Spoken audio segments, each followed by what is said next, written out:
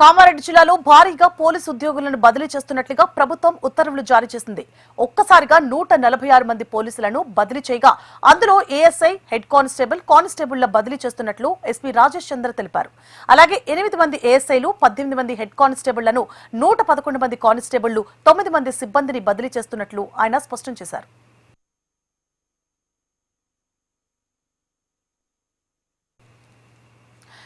పంటకు గిట్టుబాటు ధర కల్పించడంలో కూటమి ప్రభుత్వం విఫలమైందని మాజీ ఎమ్మెల్యే రామిరెడ్డి అన్నారు. నంద్యాల జిల్లా కొత్తపేటలో రైతులతో కలిసి మొక్కజొన్న, వరి ధాన్యాలను పరిశీలించారాయన. రైతులకు పంట సబ్సిడీ, నష్టపరిహారం కల్పించడంలో కూటమి ప్రభుత్వం స్పందించడం లేదని విమర్శించారు.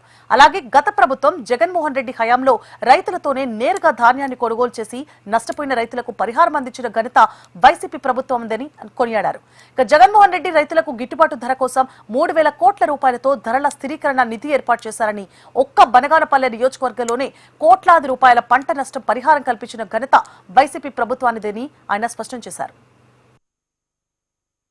రైతుల పరిస్థితి చాలా దయనీయంగా ఉంది.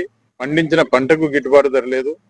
మరి గతంలో జగన్మోహన్ రెడ్డి గారు ముఖ్యమంత్రిగా ఉన్నప్పుడు మొక్కజొన్న దాదాపు 2,400 నుంచి 2,600 అమ్మితే ఈరోజు 1,500 నుంచి 1,700 రూపాయలకు అమ్మే పరిస్థితి వస్తా ఉంది.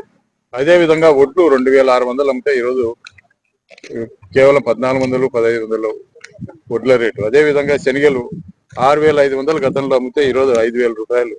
మరి అదే విధంగా కందులు 10,000 రూపాయలు అమ్మిన కందులు ఈరోజు 7,000 రూపాయలు. ఈరోజు పొగాకు బేలు కనీసం అంటే 4,000, 5,000 రూపాయలు కూడా కొనే పరిస్థితి లేదు. అది కూడా తీసుకోకపోతే ఎక్కడ దిబ్బలలోనో ఎక్కడ పడేయడం జరుగుతా ఉంది. మరి తెలుగుదేశం పార్టీ నాయకులేమో కింద మాదే పైన మాదే అని చెప్తా ఉన్నారు. మరి కింద మీదే పైన మీదే ఉన్నప్పుడు మరి ఈరోజు రైతులకు ఎందుకు ఈ యొక్క వెన్నుముక ఇరుస్తా ఉన్నారు? రైతుల పరిస్థితి చాలా